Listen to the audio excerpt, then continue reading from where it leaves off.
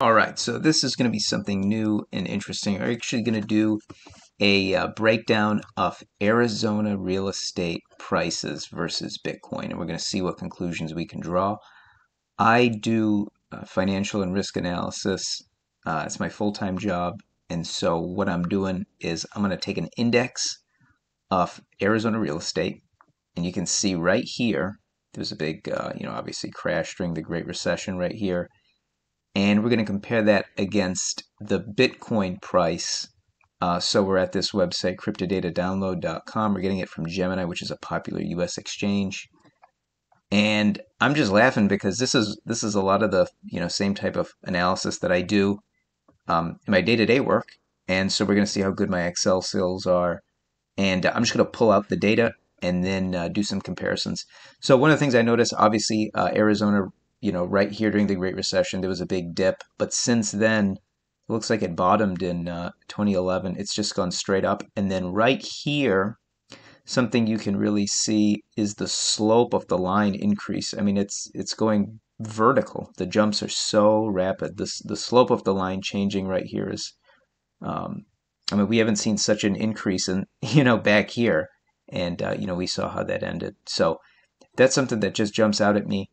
The Bitcoin price, let me just go to Coinbase and then price, and then let me just pull up Bitcoins. Obviously I love both Bitcoin and I love real estate. They're both such good asset classes. Bitcoin's got a fixed supply, land has a fixed supply. There's obviously big demand for both. Arizona's an incredible state where people want land, and obviously Bitcoin's a fixed supply, and it's something that no matter how much money you throw at it, there's only going to be 21 million coins. So let me pull this up as well. Obviously, everybody's kicking themselves. They didn't buy it when it was triple digits.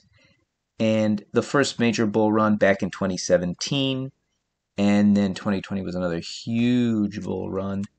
And looks like there's been some big crashes along the way, but this is still a very, very young asset class. It's still in its early stages, and so as things move along over time, I would expect these types of wild percentage changes to diminish over time. So let me pull up the data. So I got this data right here. I went to BTC USD, and then I pulled this Excel data. So now I got the Excel data here, and then I got the Gemini data here. Now what I'm going to try and do is compare them against one another so I can overlay it. So I'm going to hit pause real quick. Okay, so what I did was I got this base data from Gemini. Now it has all the dates, and it has the open, high, low, close. So the open price is when it would have opened in the morning, the high during the day, the low price during the day, and then the close. Then it also gives some information about volume, so how many people were trading Bitcoin. So what I've done, I copied this whole tab right here, and now I can adjust it to get it exactly the way I want. So I sorted it from oldest to newest because before it was the newest data here. So I've changed it from new to old to new. I got rid of some of the columns that I'm not going to use, so I only focused on closed data. So I have that. Then what I'm going to do is I'm going to do what's called rebasing. So I'm going to take the value that it was in 2015, because that's the earliest date, and then I'm going to say I'm going to give that a value of 100. And what I'm going to do is then compare that against the Arizona real estate value, which will also have the same start date, and will also rebase it to 100. That way we can compare the change in the price of Bitcoin against the change in the price of Arizona real estate, and it's going to be an apples to apples comparison. So they're both starting out at the same point, which has ended up higher over since 2015. So what I did was I took the closing value of Bitcoin on looks like October 8th, 2015, and then I'm going to set that to a value of 100. The way I do that is I take the closing value, I divide it by 100, and then that's going to be the rebasing factor. Then when I take the close price divided by the rebasing factor, it's going to give me a value of 100. And then as you can see, as the price increases, you can see it rises all the way up to 17,000. So now what I'm going to do is I'm going to clean up the data from the Arizona house price index, and then what we're going to try and do is get an apples to apples comparison. Now this data is only quarterly, but let me do this. Let me just show you. I'm going to create a copy right here. And then I'm going to also have to rebase this off of 2015. Looks like there's not going to be as much data, but let's start right here. And I'm going to go ahead and I'm going to pause it, do my work, and I'll check back in with you. Okay, so I took the data. Again, I got this rebasing factor. So now, as of 2015, April 1st, it's going to be 100. And again, you can see that that data grow. So now I'm going to create a tab right here. Let's call it AZ Real Estate versus BTC. So I'm going to go back up here. Then I'm going to take this data right here. Actually, let me just take all three of these. And then go down here. Paste special values. Arizona Real Estate. Actually, let's do date. And then let's do value. And this whole thing is going to be Arizona Real Estate. And this date, we just need to change the formatting. So we're going to go to date. Boom, now it's in the right format. Okay, and then let's flip back over here. Now for this one, there's 27 data points. So I'm going to need to get, looks like, January 1st, April 1st, July 1st, and October 1st for the last, looks like 6 years. So what I'm going to do, go right here, and then I'm going to select. Let me just double check which ones I need. Okay, let me just do this step manually. I'll be right back. Okay, so trying to extract this manually with all these different months and then clicking all these things would be a huge pain. So what I did was I took the Excel formula for day, and basically what that does is it points to this file and then it returns, it's the 8th day, 9th day, 10th day, 11th day, and then there's another Excel formula for month. And what that's going to do is just return the month value. So then all I got to do is go to the first day, and then I only want those certain months. So 1, 4, 7, and 10. And so now I'm going to get those data points for only the ones that I need. So let me take this date, and then what I'm going to do is line it up with this data right here. I'm going to paste special values. Does that work? No, I might need to bust out the notepad. So I'm going to take the notepad, I'm going to copy, paste it in, and then I'm going to drop that right there. Let's see, does this work? Yeah, it works pretty well. Okay, great. So now we got apples to apples comparison. And then let me just keep these date formats the same. So I'm going to just use this date right here. And then I'm going to bring in that Bitcoin price right here. I think I know which is appreciated faster, but let's see it visually. I'm going to delete these extra. So now this is the Bitcoin price. So now you can see that these both started out. You know what? Let's actually do this because this started out April 1st, 2015. And then when was the value for this? I gotta check because maybe they have different starting points depending on the data.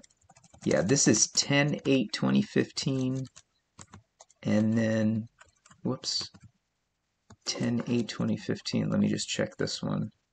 This was 4/1, so it's not quite started at the same date. So let me adjust for that real quick. Okay, so what I did was I went back and I rebased it as of April 1st, 2016. That's the same exact day for both. So they're both going to start off with the value of 100.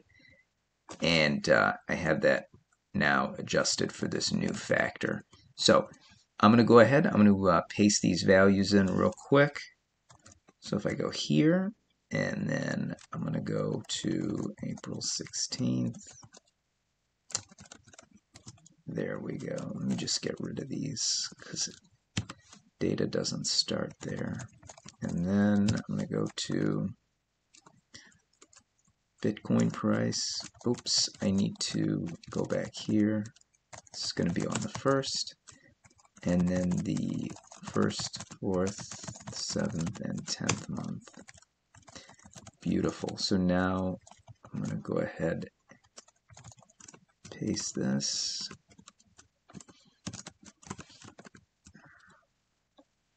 Should take me to, yep, 10/1/2021. Okay, so the first thing that we see, let me actually get rid of this because this data we don't need. And let me just eliminate this row, and then let me just copy these. Okay, so now they're both starting off at the same point. Let me just tidy these up just a little bit. And if we were to plot these, let's just take a look. Page layout. Let's actually insert a line chart. Okay, and then this one would be Arizona real estate. So you can see again, it's let me move this so we get a little more space. So that's Arizona real estate. You know, steady, steady, steady, and then it looks like in 2021, let's try and find the exact date. Looks like it's between, yeah, it's right at the start of 2021. We see that slope of the line increase. So slope represents, you know, the rate of change. So we're seeing a real sharp increase. Now let's go to the Bitcoin price. And you can just see, right? This went from 100 to 180. Let me move my big old head over here. This went for Arizona real estate, went from 100 to 180. So that's 1.8 times, right? That's a pretty big jump in only about 5 years.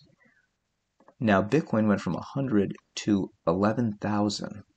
So you're talking, you know, a factor of 10 would be 1,000. A factor of 10 would be 1,000. So a factor of 100 would be 10,000. So this one went up 100x between 2016 and October 2021. So let's again do the same type of line chart. There we go. Okay, so this is BTC price. Interesting. Now what we're going to do, well, let's just zoom out just a hair. So you can see it, the other thing too is the axes are completely different. And so this one looks like it's not increasing that much, but it's gone up, you know, from 100 to 2,000. So even though they're both starting at 100, this one is going to be, you know, it's not really represented accurately by these two charts just because the scales are way off. But you can see it just zooming upward. So what we got to do is plot these two against one another. So let me get that ready because I might be tweaking it for a while. So let me get that ready and I'll hop back on. Okay, so I just did it, and it actually didn't take that long. Versus AZ real estate, and what you're gonna see. Let me actually go and select this data. So series. It's column B. Column B is going to be Arizona real estate. And then series 2 is going to be the value in column E, which is the Bitcoin price. So yeah, and I'm just smiling so much because the Bitcoin price just so happened to be in orange. But you can see if we actually take them off the same, here, let me just put it right here. If you actually start them out at the same level, so if they're both based off of a value of 100, you can see that the performance of Bitcoin is just blown away. Blown away Arizona real estate. And again, we see that because it went up by a factor of 1,000, over 1,000, versus a factor of 1.8x. So it's pretty stark when you actually base it off of the same level and then you compare. This is a real, you know, apples to apples price comparison. Now, one of the other things that you'll see is if you look at them individually, right, you'll see that this is a nice, steady, slow, predictable climb. Right here, this is where things might get overheated, right? It's the slope of the line definitely starts to bend upward. we can see that quite clearly. And then if you compare that against Bitcoin, I mean, my God, there's some massive spikes here. It's going up and down. It's in a downtrend for, a good portion here. So from 2017, it looks like, there's a kind of a high watermark price right around here. And again, these are based values. These aren't actual values. But it looks like it peaked in December of 2017, maybe early 2018. And then it doesn't eclipse that point until 2020. Whereas this does not have a single, losing quarter. Again, these are all done on a quarterly basis. This had, almost 3 years. Yeah, it looks like about 3 years of the price going nowhere. And then all of a sudden it just spikes like absolutely crazy. It goes from about 2,000 to 14,000. So it went up 7 times, within about a year and a half. So again, totally different asset classes. A very simple, probably overly simplistic explanation would be, just based on this data, Arizona real estate's going to be a little bit more slow and steady, something you can rely on, whereas Bitcoin is going to be a lot more volatile, but it gives you a lot more upside. It's one of those things you got to ask yourself, do you care if there's volatility to the downside if you're going to be holding?